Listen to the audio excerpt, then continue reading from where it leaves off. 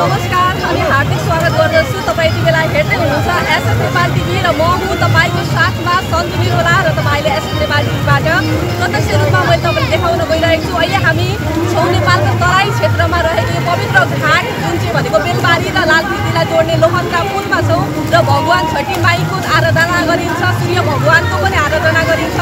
छठ पर्व पनि यसै कारणले मनाइरहनु भएको छ। आस्था, शुद्धता र अनुशासनको यो पर्वले केवल धार्मिक विश्वास मात्र होइन, सामाजिक एकता र संस्कृतिको सुन्दर उदाहरण पनि प्रस्तुत गर्दछ र छठ पर्व हिन्दू धर्मको अत्यन्तै पुरानो र पवित्र पर्व हो, जसको आरम्भ वैदिक युगमा नै भएको कथन पनि छ, हेर्न सक्नुहुनेछ। र जसको यो पर्वमा चाहिँ सूर्य भगवान र छठी माईको आराधना गरी स्वास्थ्य, सन्तान र समृद्धिको पनि कामना गर्ने गरिन्छ। र यति बेला भने चाहिँ यस खोलामा, यस नदीमा तपाईँ देख्न सक्नुहुनेछ अस्ताउँदो सूर्यलाई अर्घ्य दिनका लागि श्रद्धालु भक्तजनहरू हुनुहुन्छ। कथन अनुसार वैदिक आराधना गरी स्वास्थ्य, सन्तान र समृद्धिको पनि कामना गरिन्छ। कथन छ कि रामायण कालमा माता सीताले, त्यसै गरेर महाभारत कालमा कुन्ती र द्रौपदीले सूर्य उपासना गरेर यो पर्व मनाउन थालेदेखि नै यो पर्व सुरु भएको हो भन्ने मान्यता पनि छ। त्यसैले यो पर्व केवल धार्मिक मात्र नभई ऐतिहासिक परम्परासँग पनि जोडिएको कुरा तपाईँहरू माझमा अवगत गराउन चाहन्छु। र यति बेला भने म बेलबारी र लालभितीलाई जोड्ने लोहन्द्रा पुलमा छु र तपाईँलाई दृश्य अवलोकन गराउन गइरहेको छु।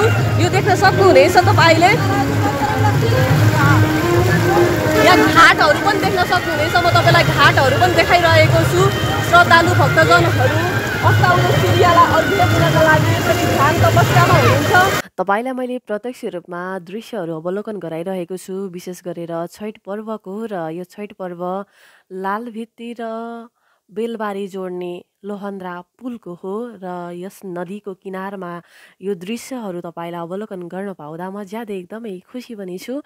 र विशेष गरेर छठ पर्व नेपालको तराई क्षेत्र र भारतको बिहार, झारखण्ड र उत्तर प्रदेश लगायतका ठाउँमा प्रमुख रूपमा मनाइने अत्यन्तै पुरानो र आस्थामूलक पर्व पनि हो। यस पर्वलाई सूर्यदेव र छठी माई, सूर्यकी बहिनीको आराधना पूजा गर्ने चलनहरू चलिरहेको छ, चलिआएको छ। यो पौराणिक कालदेखि नै यो नियम, यो चलन चलिआएको हो। यसको तथ्यहरू मैले बताइसकेको छु। रामायण कालमा माता सीताले, त्यसै गरी महाभारत कालमा माता कुन्ती, द्रौपदीले पनि यो व्रत लिएको मान्यता छ र त्यस पश्चातबाटै यो छठ पर्व मनाइएको एउटा धर्म, एउटा विश्वासहरू पाउन सकिन्छ। त्यसै गरी विशेष गरेर यो छठ पर्वको महत्त्वबारे तपाईँलाई जानकारी गराउनु पर्दा चाहिँ छठ पूजा सूर्य भगवानप्रति कृतज्ञता प्रकट गर्ने पर्व हो। सूर्यले जीवनलाई ऊर्जा र प्रकाश दिने भएका यी कारणले गर्दा पनि अन्न, स्वास्थ्य र दीर्घायु समृद्धिको स्रोत पनि मानिन्छ। छठ पर्वमा मुख्यतया महिलाहरू कडा नियम पालना गर्ने गर्छन्। निराहार व्रत, शुद्धता र स्वच्छता र भक्तिभावसहित पूजा गर्ने गर्छन्। यो आत्मस्वयं र आत्मशुद्धिको प्रतीक पनि हो। छठ पर्वमा परिवारका सबै सदस्यहरू सहभागी पनि भएको देख्न सक्नुहुनेछ।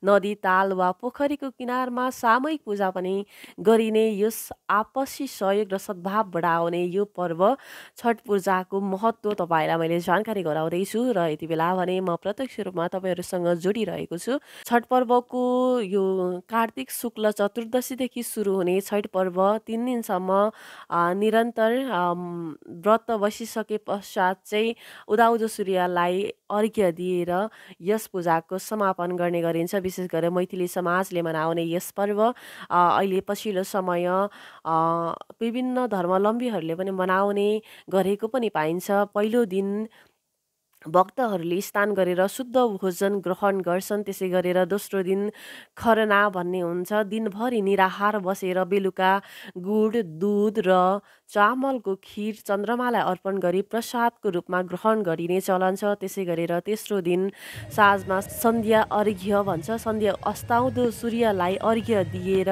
अब भोलिको दिनमा चाहिँ नै हाम्रो चौथो दिनको बिहानी अर्घ्य भन्छ। उदाउँदो सूर्यलाई अर्घ्य दिएर व्रत समापन गरिन्छ। यति बेला भने हामी छौँ बेलबारी र लाल भित्तीलाई जोड्ने लोहन्द्रा पुलमा र यहाँ घाटहरू पनि देख्न सक्नुहुनेछ। घाटहरूमा छ सजिलो सजावटहरू देख्न सक्नुहुनेछ। यहाँनिर अस्ताउँदो सूर्यलाई अर्घ्य दिएर यो कार्तिक शुक्ल चतुर्दशीदेखि आइने चाड यो छठ पर्व नेपालको पूर्वी तराई क्षेत्रमा विशेष गरेर मैथिली समाजले मनाउने यो विशेष चाड पर्व यहाँनिर एकदमै श्रद्धालु भक्त प्रेमीहरू यहाँ हुनुहुन्छ। यहाँ देख्न सक्नुहुनेछ र एकजना व्रतालु भक्तजन हुनुहुन्छ, उहाँलाई म केही सोध्न चाहन्छु।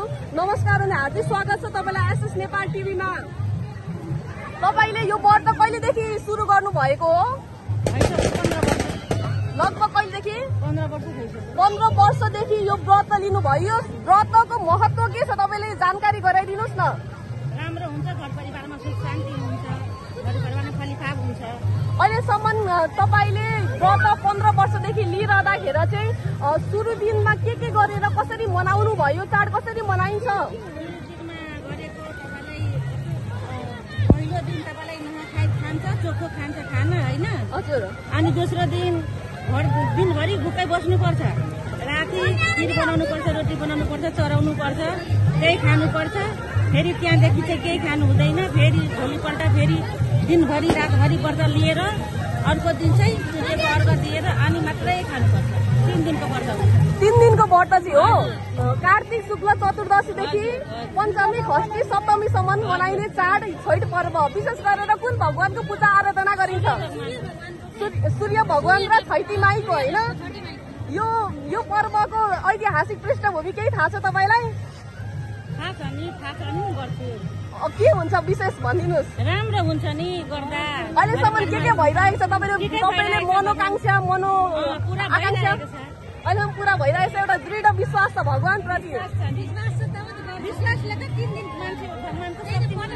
ओके, त्यो हुन्छ नि सुतेर यस्तो नाप्दै जान्छ, त्यसलाई के भन्छ? दण्ड प्रणाम। दण्ड प्रणाम चाहिँ तपाईँले गर्नुभयो कि भएन? भाकल गर्दा चाहिँ गर्ने। तपाईँहरूले अहिलेसम्म गर्नु भएको छैन? धेरै कष्टमा हुन्छ मान्छे अनि भाकल गर्छ, हे भगवान मेरो निको पारिदिनु, म यस्तो गर्छु तपाईँलाई, अनि गर्छ। यो चाहिँ घरदेखि यहाँ नदीसम्म दण्ड प्रणाम गरेर आउनु पर्यो। त्यस्तै हो। ओके, मलाई खुसी लाग्यो तपाईँसँग भेट्दा। हजुरको शुभ नाम के होला? बबिता देवी रौनिया। ओके, म एसएस नेपाल टिभीबाट प्रत्यक्ष रूपमा छु र तपाईँलाई धेरै धेरै धन्यवाद। त्यसै गरेर विराटनगरको सिंहेखोला तिनपैनी पूर्वमा रहेको यस दृश्यहरू अवलोकन गरिरहेका छौँ र जहाँ चाहिँ मनोज खत्रीले तयार पार्नु भएको यो रिपोर्ट यस प्रकार रहेको छ। तपाईले कस्तो तयारी गर्नुभएको छ? के चीजहरू प्रसादमा राख्नु भएको छ? मैले आजको समय पर्वको लागि ठेकुवा, बुसुवा, नरिवल, बगडे, उखु, भान्डा, मुला, केरा, बद्दुत, हर्दी, अदुवा, स्याउ, सुन्तला सबै राखेको छु, प्रभुलाई अर्पण गरेको छु। तपाईले 3 दिनदेखि लगातार निराकार व्रत बस्नु भएको छ। कस्तो अनुभूति भइरहेको छ अहिले? मलाई त आनन्द हुन्छ यो व्रत बस्दाखेरि, धेरै राम्रो हुन्छ, यो व्रत शान्ति हुन्छ।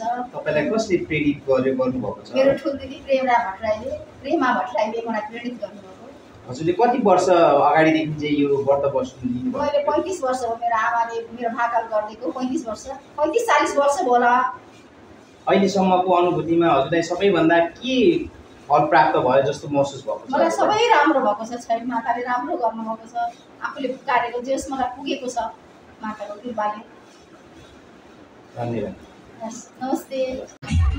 सूर्य भगवान र छैटी माईले सबैको कल्याण गरून् र यतिन्जेलसम्म हामीलाई हेरेर बस्नुभयो त्यसको लागि धेरै धेरै आभार प्रकट गर्न चाहन्छु। यो आजको दृश्य हो र भोलि बिहानीको सूर्य उदाउँदो सूर्यको पर्खाइमा रहनुभएका उदाउँदो सूर्यलाई अर्घ दिन बस्नुभएका श्रद्धालु भक्तजनहरूको पनि दृश्यहरू कैद गर्ने नै छु। त्यो दिनसम्म एसएस नेपाल टिभी हेर्दै रहनुहोला।